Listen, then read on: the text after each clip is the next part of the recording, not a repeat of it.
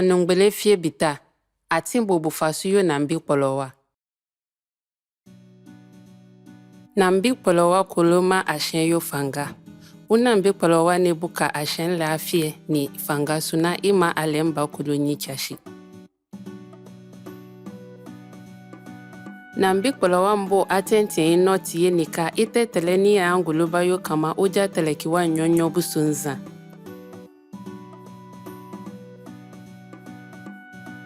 Ika yo wa kele uja telekiwa kunkumbu sunza.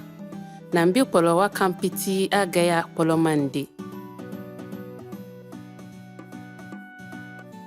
Chekeleti chekpawobo afabo ibu na atenti nambikpɔlɔwano.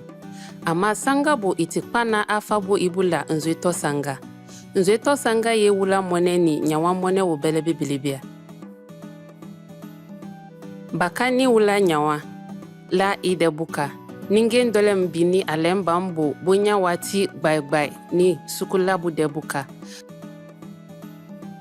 Nzwe, anguma, kekele, walangu, ni fan de nonnoli. Ni kakababobu fan nuni kele buka ma Nambikpɔlɔwakolo polo ndindi. Kana abo Nambikpɔlɔwan yobu, fa abuye kala. Abuye powa wala asambabu iti kankana afashɛ na ya ngoloba yo kama usa malaka afin deni awiɛwiɛ su faba usa komno wala balaja kukotili faba ijashi nyine na awan bomboli ni ma angoma kolo wula Nambikpɔlɔwan no nyunyumia na awabo ito sutie nika ikanda ningeɛ mbobuti munluni nama ipom kofite na awa chichilinsu afa kodu nyawa kabeji nyawa wala kadashi ye afashisha adena ikolo kanda ningeɛ mbobuti munluni. Nana subo ito sube kuntie nikaye angolo yo kama balaja gbagbakun. Afa wula mone, wula wuluwa, nyawa wala dekefefie wa kele. Anyana na nyinena na awan wieli, na afa nzwe go buta fa go yinzwe. Anana ningeɛ ndolɛm bi wala alemba mbobu nyawa ti gbai kama aluwa nyawa wala manka nyawa. Na ye angoloba yo kama usa malaka afin deni faba usa malaka nyumbasu. Ahin na awani buka kakabamu bobu polo nambikpɔlɔwa na bubo nambikpɔlɔbu. Sasa fana afa gogosu na ye angoloba yo kama usa malaka faba usa malaka nyumbasu. Adena ibuka inonoli. Na ika kima kakabamu bobu fan nuni fabuka Nambikpɔlɔwansu. Akolo fa mvole fana afa gosu. Anya kpaboɛnu wula, nzui, wala kalafobu ifana nasu adena ikolo buka kakabam juma yowa Nambikpɔlɔwani. Ma afa ningeɛ ndolɛm ningeɛ, mbunja wala ningeɛ ndolɛm lui fasanga Nambikpɔlɔwani. Dama nyine ningeɛ msofele kulam ni ningeɛ ngbɛngbɛm. Yoyo tina nasu fofole kunku kalebo afana nasu nzui. Suna na wulam, ningeɛ ndolɛm bi, ni fana na waso hali. Angoloba ju kebo Akolo ibasu.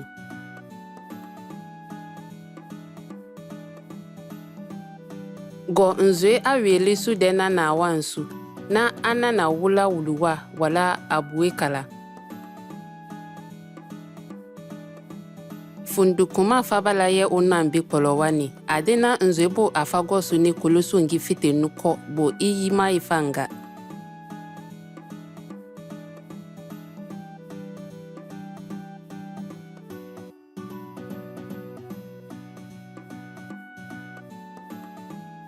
Nambikpɔlɔwa na afien dumo bo ibu pola. Isuku dumo yondia. Nambikpɔlɔwa na afien do kekele wo paa. Akolo ka ango ka Nambikpɔlɔwani su polo afa baka asamba follo. Wala bulali na afa wo iya fien sanga kan asuna ayi. Afa usa talali bakan na ango ka itikekele. Ikelika iwo polo sule.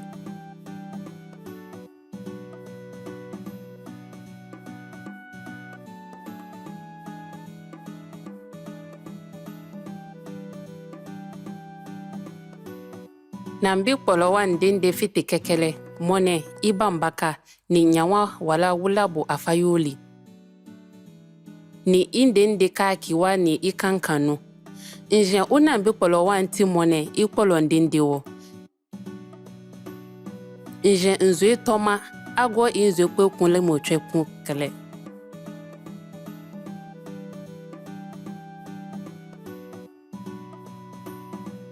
Akekwe wula mnu ima ikpɔlɔ ndende. Akankanu wala akaki unambikpɔlɔwa nkwe kunle mochwe kunu kuloma unambikpɔlɔwa nkpɔlɔwi sala kune pa kunu fako sala nyo afie. Nde akankanu sanga kele ikuloma ikpɔlɔ ndende. Kabo akaki unambikpɔlɔwa na iyoma okekele laka akaki mata ida abli bombolini na afabo wo nyankpɔlɔwafashɛ ikunu na bo wakpɔlɔ wo itisu. Nambikpɔlɔwa bo wakpɔlɔ awiɛwiɛ ti fanzwe wala bili woli wo na invani yofie.